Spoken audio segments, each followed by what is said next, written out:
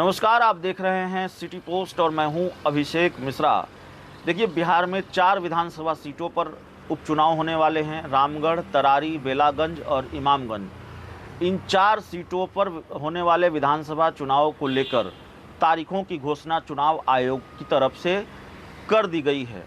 और चुनाव आयोग की तरफ से सिर्फ तारीखों की घोषणा नहीं कर दी गई है, बल्कि इस उपचुनाव का पहला उम्मीदवार आधिकारिक तौर पर घोषित हो चुका है। और जनसुराज के कर्ता धर्ता प्रशांत किशोर ने अपनी पार्टी जनसुराज के उम्मीदवार की घोषणा आधिकारिक तौर पर कर दी है कल, और बाकी 3 उम्मीदवारों की घोषणा वो जल्द करेंगे। इंडिया गठबंधन से एनडीए से कौन उम्मीदवार होगा, इसकी आधिकारिक घोषणा अभी नहीं हुई है।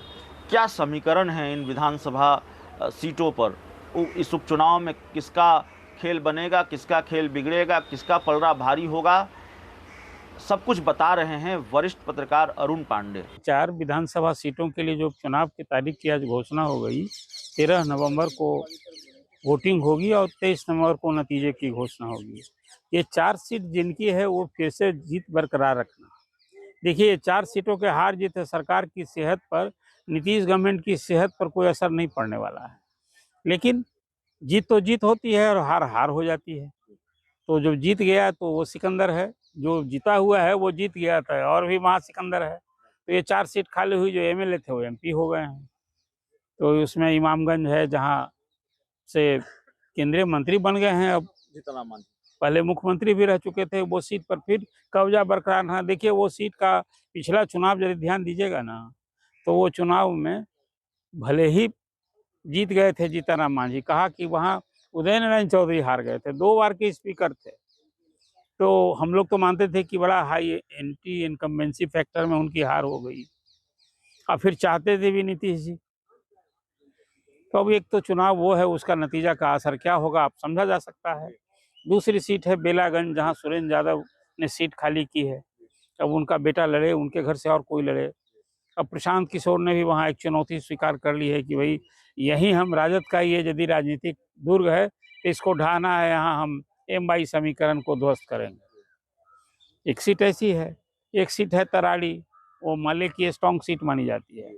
अब वहाँ से भाजपा की वो सीट भी रही है पहले, वहाँ सुनील पांडे आ गए हैं, उनके सुपुत्र ने बीजेपी ज्वाइन किया है।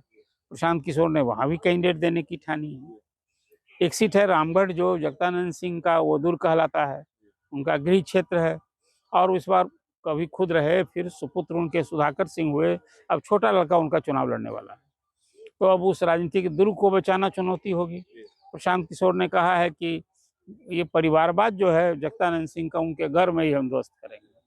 ये 4 सीटों के जो उपचुनाव हो रहे हैं, ये चुनाव तो मैं मानता हूँ प्रशांत किशोर के लिए लिटमस टेस्ट है।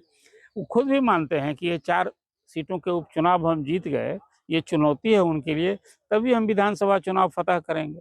हालांकि वो तो विधानसभा चुनाव फतह करने की ठान रखी है उन्होंने।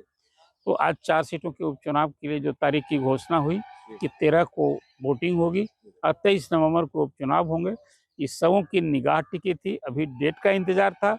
मैंने आपसे कई बार पहले भी चर्चा की थी कि कैंडिडेट तैयार है, पार्टियां तैयार है, डेट का इंतजार है। आज डेट आ गया है। अब चुनावी दंगल देखिए और फिर देखिए उसमें क्या क्या रंग दिखता है।